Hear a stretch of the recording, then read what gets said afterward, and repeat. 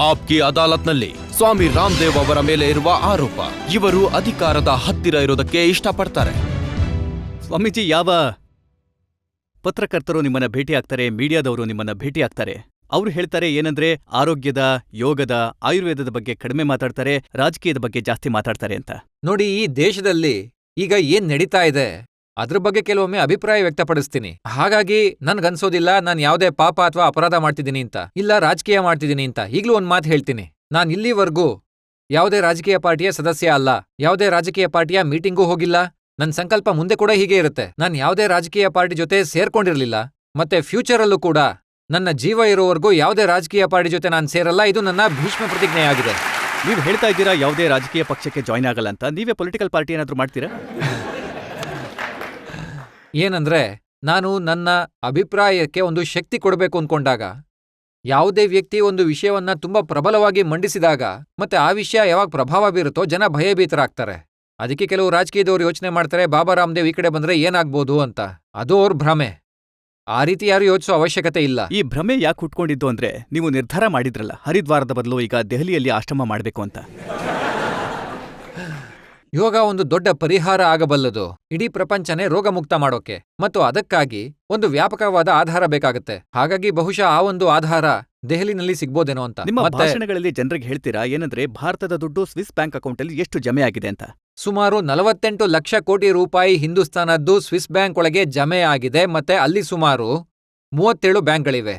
ಗೌರ್ಮೆಂಟ್ನ report ಈ ರೀತಿ ಹೇಳುತ್ತೆ. ಆ 37 ಅಂದ್ರೆ 48 ಲಕ್ಷ ಕೋಟಿ ರೂಪಾಯಿ ಏನಲ್ಲಿ ಜಮೆ ಆಗಿದೆ, ಅದಲ್ದೇ ಕೂಡ ದೇಶದಿಂದ ಲೂಟಿ ಮಾಡಿದ ಸಂಪತ್ತೇನಿದೆ, ಪೋರ್ಚುಗಲ್, ಇಂಗ್ಲೆಂಡ್, ಹಾಲೆಂಡ್ನ ಆರ್ಕೈವ್ಸ್ ಮತ್ತೆ ಮ್ಯೂಸಿಯಂ ಒಳಗೆ ಜಮೆ ಏನಾಗಿದೆ, ಅದು ಕೂಡ ಸುಮಾರು 50 ಲಕ್ಷ ಕೋಟಿ ರೂಪಾಯಿ ಇದೆ. ಎಲ್ಲ ಸೇರ್ಸಿದ್ರೆ ಸುಮಾರು 1 ಲಕ್ಷ ಕೋಟಿ ರೂಪಾಯಿ ಆಗುತ್ತೆ. ದೇಶದ 1 ವರ್ಷದ ಬಜೆಟ್ ಸುಮಾರು 4.5 ಲಕ್ಷ ಕೋಟಿ ಇರುತ್ತೆ. ಒಂದ್ ವೇಳೆ ಆ ಸಂಪತ್ತೇನಾದ್ರೂ ಹಿಂದೂಸ್ತಾನಕ್ಕೆ ಬಂದ್ರೆ, ಆಗ 25 ವರ್ಷ ತನಕ ದೇಶನ ಯಾವುದೇ ಟ್ಯಾಕ್ಸ್ ಇಲ್ದಲೆ ನಡೆಸಬಹುದು. ನೀವು ಸ್ವಾಮೀಜಿ ಇದು ಕಲ್ಪನೆ ಅನ್ಬೋದು, ಆದ್ರೆ ಹಾಗಾಗಿದೆ. ಫಿಲಿಪೀನ್ಸ್ನಲ್ಲಿ, ಝೇರ್ನಲ್ಲಿ, ನಮ್ಮ ನೆರೆಯ ದೇಶ ಪಾಕಿಸ್ತಾನದಲ್ಲಿ, ಹಾಗೆ ನಮ್ಮ ದೇಶದಲ್ಲೂ ಕೂಡ ಯೂರಿಯಾ ಹಗರಣದ ದುಡ್ಡು ಸ್ವಿಸ್ ಬ್ಯಾಂಕಲ್ಲಿ ಏನ್ ಜಮಾ ಆಗಿತ್ತೋ ವಾಪಸ್ ಬಂದಿದೆ. ಸ್ವಾಮೀಜಿ, ಒಂದ್ ವೇಳೆ ನಿಮ್ಮ ಮಾತುಗಳನ್ನ ವಿತ್ತ ಮಂತ್ರಿ ಕೇಳಿಸ್ಕೊಂಡ್ರೆ, ನೀವು ಯೋಗ ಕಲ್ಸಿ ನೀವ್ಯಾಕೆ ಈ ವಿಷಯದ ಹಿಂದೆ ಬಿದ್ದಿದ್ದೀರಾ ಅಂತ ಹೇಳ್ತಾರೆ. ಇಲ್ಲ, ಒಂದ್ ವಿಷಯ ಹೇಳ್ತೀನಿ, ಇದು ದೇಶದ ಹಣ. ನೋಡಿ, ಅವ್ರ ಹಣ ಅಲ್ಲ ಇದು. ಇದು ವಿತ್ತ ಮಂತ್ರಿಯ ಹಣ ಅಲ್ಲ, ಇದು ಸಂಸದರ ಹಣ ಕೂಡ ಅಲ್ಲ, ಇದು ದೇಶದ ಹಣ. ಈ ಕೆಲಸ ಸರ್ಕಾರದ್ದು, ಇದು ಸಾಧು ಸನ್ಯಾಸಿಗಳ ಕೆಲಸ ಅಲ್ವಲ್ಲ. ನಾನೊಂದು ವಿಷಯ ಹೇಳ್ತೀನಿ. ನಾನು ಸನ್ಯಾಸಿ ಆಗೋದಕ್ಕಿಂತ ಮುಂಚೆ ನಾನೊಬ್ಬ ಭಾರತೀಯನಾಗಿ ಭಾರತದ ಬಗ್ಗೆ ಮಾತಾಡೋದು ತಪ್ಪು ಅಲ್ಲ, ಅಪರಾಧನೂ ಅಲ್ಲ. ಭಾರತೀಯನಾಗಿ ಭಾರತದ ಹಿತದ ಬಗ್ಗೆ ಮಾತಾಡೋದು ಪಾಪ ಮತ್ತು ಅಪರಾಧ ಅಲ್ಲ, ರಾಜಕೀಯನೂ ಅಲ್ಲ. ಅವ್ರಿಗೆ ಹೇಳ್ಬೇಕಲ್ವಾ. ನಾನು ಕೂಡ ಸಾಲಗಾರನೇ. ರಜತ್ ಅವ್ರೆ, ನಿಮ್ಮೇಲೂ ಕೂಡ ಕನಿಷ್ಠ 18,000 ರೂಪಾಯಿ ಆದ್ರೂ ಸಾಲ ಇದೆ. ಈ ದೇಶದ ಒಳಗೆ ಸುಮಾರು 18, 12 + 6 ದೇಶದ ವಿದೇಶದ ಎಲ್ಲಾ ಸೇರಿಸಿ 18 ಲಕ್ಷ ಕೋಟಿ ರೂಪಾಯಿ ಸಾಲ ಇದೆ. ಒಂದ್ ವೇಳೆ ಆ ಹಣ ಎಲ್ಲ ಹಿಂದೂಸ್ತಾನಕ್ಕೆ ವಾಪಸ್ ಬಂದ್ರೆ, ಇಂಡಿಯನ್ ಗೌರ್ಮೆಂಟ್ ಕೇವಲ ಒಂದ್ ಕೆಲಸ ಮಾಡಬೇಕು, ಒಂದು ಪ್ರಸ್ತಾವನೆ ಪಾಸ್ ಮಾಡಿ ಅದನ್ನ UNO ಕಳಿಸ್ಬೇಕು. UNO ಮೂಲಕ ಸ್ವಿಸ್ ಗೌರ್ಮೆಂಟ್ಗೆ ಹೋಗುತ್ತೆ, ಮತ್ತೆ ಅಲ್ಲಿಂದ ಆ ಹಣ ಹಿಂದೂಸ್ತಾನಕ್ಕೆ ವಾಪಸ್ ಬಂದ್ರೆ ದೇಶಕ್ಕೆ ಒಳ್ಳೇದಾಗುತ್ತಲ್ವಾ. ನಿಮ್ ಮಾತನ್ನ ಕೇಳ್ತಿದ್ರೆ ನೀವು ಪ್ರಧಾನಮಂತ್ರಿ ಆಗೋದಕ್ಕೆ ಇಷ್ಟಪಡ್ತಿದ್ದೀರಾ ಅನ್ಸುತ್ತೆ.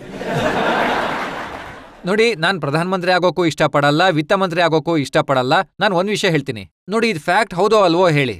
ಮೊದಲನೇ ವಿಷಯ ಏನಂದ್ರೆ, ಒಂದ್ ವೇಳೆ ಇದು ಫ್ಯಾಕ್ಟ್ ಆಗಿದ್ರೆ, ಇಲ್ಲಿ ಇವತ್ತು ಎಷ್ಟ್ ಜನ ಕೂತಿದಾರೋ ಈ ಕೆಲ್ಸ ಆಗ್ಬೇಕೋ ಆಗ್ಬಾರ್ದು ಅಂತ ನೀವೇ ಹೇಳ್ಬಿಡಿ. ಆಗ್ಬೇಕು ಅಂತ ದೇಶದ ಜನ ಒಪ್ತಿದ್ದಾರೆ, ಮತ್ತೆ ನೀವ್ ಈ ವಿಷಯನ ವಿತ್ತ ಮಂತ್ರಿಗಳ ಹತ್ರ ಕೇಳ್ಬೇಕು. ನೋಡಿ, ನೀವು ಸಾಲ ತರ್ತಾ ಇದ್ದೀರಾ, ಇಲ್ಲಿಗೆ ಮಲ್ಟಿನ್ಯಾಷನಲ್ ಕಂಪ್ನಿಗಳನ್ನ ಕರಿತಾ ಇದ್ದೀರಾ, ಭಿಕ್ಷೆ ಬೇಡೋ ಹಾಗೆ ಭಿಕ್ಷುಕರ ಸಾಲ್ನಲ್ಲಿ ದೇಶವನ್ನ ನಿಲ್ಸಿದ್ದೀರಾ. ಒಂದ್ ವೇಳೆ ಆ ಹಣ ಎಲ್ಲ ದೇಶಕ್ಕೆ ವಾಪಸ್ ಬಂದ್ರೆ, ಒಂದೇ ದಿನದಲ್ಲಿ ನಮ್ಮ ದೇಶ ವಿಶ್ವದ ಅತಿ ದೊಡ್ಡ ಆರ್ಥಿಕ ಶಕ್ತಿ ಆಗ್ಬೋದು, ಮತ್ತು ಅಮೆರಿಕ ನಮ್ಮ ಎದುರು ಕೈ ಮುಗಿದು ನಿಲ್ಲುತ್ತೆ, ಯಾಕಂದ್ರೆ ಅದು ಅತಿ ದೊಡ್ಡ ಸಾಲಗಾರ ದೇಶ ಆಗಿರುತ್ತಾಗ. ಈ ದೇಶದ ದುಸ್ಥಿತಿಯ ಬಗ್ಗೆ ಒಬ್ಬ ಸಾಮಾನ್ಯ ವ್ಯಕ್ತಿಯಾಗಿ ನಾನು ಯೋಚಿಸಬಾರ್ದಾ? ಅದಕ್ಕೆ ನಾನು ಹೇಳ್ತೀನಿ, ಈ ರಾಷ್ಟ್ರಕ್ಕೋಸ್ಕರ ಪ್ರತಿಯೊಬ್ಬ ಭಾರತೀಯನು ಯೋಚನೆ ಮಾಡ್ಬೇಕು. ಆತ ಯಾವುದೇ ಧರ್ಮದವನಾಗಿರ್ಲಿ, ಸನ್ಯಾಸಿ, ಗೃಹಸ್ಥ ಆಗಿರ್ಲಿ, ಯಾವುದು ಲೆಕ್ಕಕ್ಕೆ ಬರಲ್ಲ. ನಾವ್ ಈ ದೇಶದ ಮಣ್ಣಲ್ಲಿ ಹುಟ್ಟಿದೀವಿ, ಈ ದೇಶಕ್ಕೋಸ್ಕರ ಮಾತಾಡೋದು ಯಾವುದೇ ತಪ್ಪು ಅಪರಾಧ ಅಲ್ಲ. ನೀವು ಮಲ್ಟಿನ್ಯಾಷನಲ್ ವಿರೋಧಿಯಾಗಿದ್ದೀರಾ. ಅಮೆರಿಕ ವಿರುದ್ಧ ನೀವು ಬೆಂಕಿ ಉಗುಳ್ತೀರಾ, ರಾಜಕಾರಣಿಗಳ ವಿರುದ್ಧ ಮಾತಾಡ್ತೀರಾ, ಬಾಬಾಗಳ ವಿರುದ್ಧ ಮಾತಾಡ್ತೀರಾ. ನಿಮ್ಗೆ ಭಯ ಆಗಲ್ವಾ? ನನಗನ್ಸತ್ತೆ, ನಾನು ಎಲ್ಲಿವರೆಗೂ ಈ ಜಗತ್ತಲ್ಲಿ ಇರ್ತೀನೋ ಅಲ್ಲಿವರೆಗೂ ಪ್ರಪಂಚದ ಮನುಷ್ಯ ಶಕ್ತಿ ನನ್ನನ್ನ ಏನೂ ಮಾಡೋಕ್ಕಾಗಲ್ಲ, ಯಾಕಂದ್ರೆ ಆ ಭಗವಂತನ ಕೃಪೆ ನನ್ನ ಮೇಲಿರುತ್ತೆ. ಯಾವಾಗ ಈ ದಾರಿಲಿ ನಡೆಯೋಕೆ ಶುರು ಮಾಡಿದ್ನೋ ಆಗ್ಲೇ ಯೋಚನೆ ಮಾಡಿದ್ದೆ ಈ ದಾರಿ ಮುಳ್ಳುಗಳಿಂದ ಕೂಡಿರುತ್ತೆ ಅಂತ.